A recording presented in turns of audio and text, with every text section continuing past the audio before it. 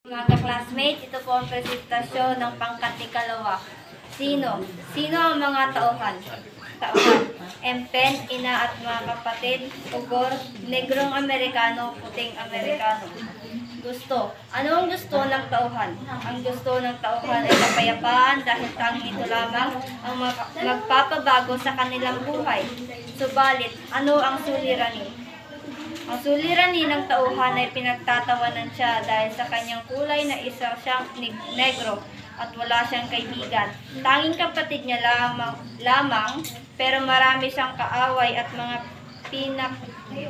pinakamatinding kalaban niya ay si Ugor. Gayon nga, ano ang solusyon ng suliranin? Ang solusyon ng suliranin ng tauhan ay katapangan dahil ito ang kanyang sandata upang maabot niya ang kanyang inaasahan sa kanyang lakas sa taglay at madamaang tibay, katatagan at kapangyarihan. Dahil dito pinangalanan siyang sugatan, mandirigma, ang tanging hiling ay kapayapaan. Ang kwintas, tauhan. Matilde, Ginang Lysel, Madam Forrester.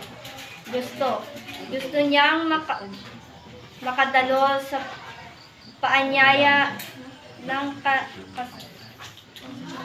kasiyahan ng maestro. Nais niyang makasuot ng bestida upang hindi magmukhang kawawa sa kasiyahang igaganap at humiram ito ng kwintas sa kanyang kaibigan, si Madam Forrester, upang maging kaakit-akit at ingrande ang kanyang dating. Subalit, sa pagharap ni Matilde sa salamin, nakita niyang nawawala ang kwintas, kaya't agad-agad rin nilang itong hinanap, ngunit sa tagal ng kanilang paghahanap ay hindi nila ito nahanap. Binigyang payo ni Ginang Loisel si Matilde na sulatan muna ang kanyang kaibigan na nasira ito at kasalukuyang nasa paggawaan.